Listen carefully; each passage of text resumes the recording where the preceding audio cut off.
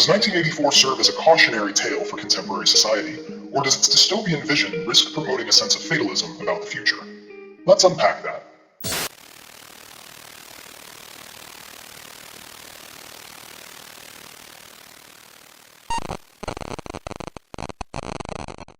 Today's video is going to be a bit personal, so buckle up, Buttercup. You know I love keeping the things I cherish close to my heart, like my impressive collection of mismatched socks, and that secret stash of chocolate I definitely don't hide from my imaginary friends. But then it hit me. I love you guys too. So I thought, why not share my deep, dark feelings about a book that made me question everything? Spoiler alert, you might start questioning everything too, if you stick around until the end. Hey there, my fabulous Medusix fam. It's your go-to online buddy for all things controversy and drama. I talk, you listen, and we share love here. I dive into the depths of dark matters, and you share your love for me by hitting that like and subscribe button. It's really that simple, folks. Now, if you've watched some of my recent videos, you might have noticed I'm launching a brand new series about books and movies, specifically banned books and dark films. So grab your snacks and settle in, because today, we're diving into the depths of George Orwell's 1984.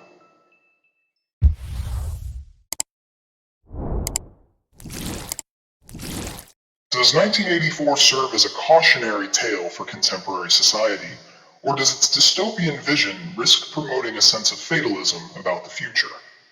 Let's unpack that. On one hand, 1984 is a glaring warning about the dangers of totalitarianism, surveillance, and the manipulation of truth.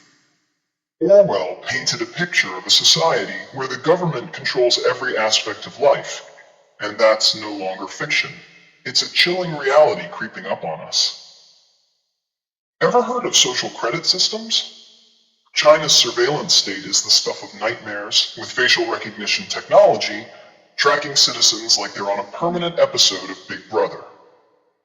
According to a report by the Center for Strategic and International Studies, China has deployed over 600 million surveillance cameras, essentially turning every street corner into an Orwellian nightmare.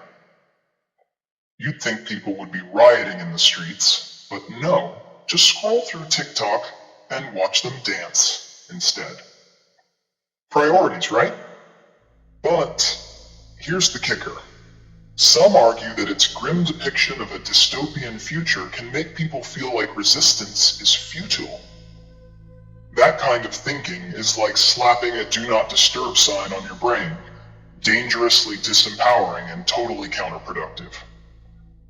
We need to read 1984 not just for its genius storytelling, but to remind ourselves to stay vigilant against the slow erosion of our freedoms. It's like that one friend who keeps saying, everything will be fine, while the world burns around them. If you're one of those people, wake up. Let's throw some more statistics at you because numbers don't lie. According to Freedom House's Freedom in the World 2021 report, only 20% of the world's population lives in free countries. That's right, 80% of us are either living under oppressive regimes or in environments where personal freedoms are stripped away. So, while you're busy watching reality shows, a significant chunk of the world is fighting for basic human rights. Embracing Orwell's insights is like sharpening your brain's weapons. It empowers us to push back against complacency and strive for a just society, instead of resigning ourselves to the idea that oppression is our fate. I mean, seriously. Who wants to live in a world where Big Brother is always watching? Not me. Now, I'll be real with you. The first time I read this book, I felt like I was trying to decode an alien language. You might be snickering right now, thinking, oh, Medusix, you have a small brain. Well, maybe I do, but I read it again and guess what? I actually understood it. So save your judgment for your next therapy session, okay? And that's one of the beautiful things about 1984.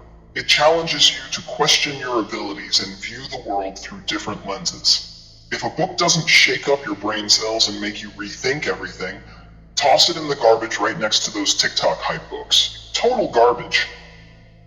Let's discuss newspeak, a language designed to limit thought. Orwell wasn't just inventing jargon for fun. He was exposing a real danger. Language shapes our reality, and when you start dumbing it down, you begin to lose the ability to think critically. In today's world, we're seeing a form of this with political correctness and corporate jargon.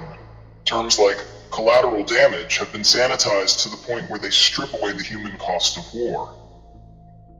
The phrase, "we need to be more inclusive," sounds good, but it can mask the reality that sometimes it's just lip service. This manipulation of language leads to a population that's less able to articulate dissent. And that's a slippery slope, folks. You don't want to end up on the wrong side of history because you didn't have the vocabulary to stand your ground. What's more alarming is that 1984 isn't just a fictional tale, it's a reflection of real-world events. Take the rise of misinformation and fake news, which Orwell would have had a field day dissecting.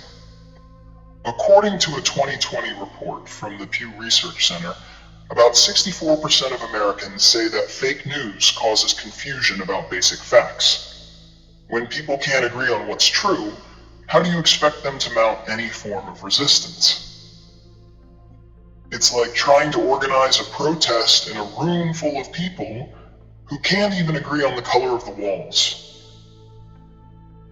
Now, I'm not saying we're all going to end up living in Orwell's nightmare world, but it's wise to be prepared for anything. I remember reading this book and thinking, what if I get stuck in a world like that? That would suck majorly. But then I pondered, what would I do? Honestly, I'd probably get arrested on day one for giving Big Brother the side eye. It's a thought experiment that forces you to consider your own role in a society that could easily turn dystopian. Are you a sheep following the herd, or a wolf ready to challenge the status quo?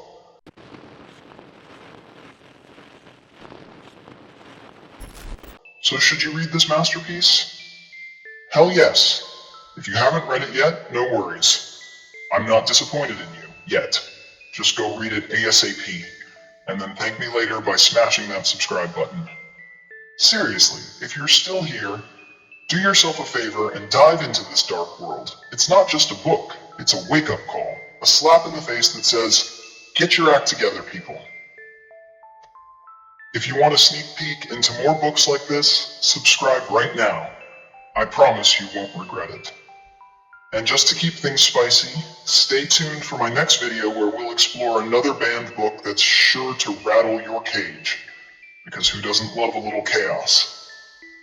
Until next time, keep your eyes open, stay curious, and remember, knowledge is your best defense against a world that wants to keep you blind.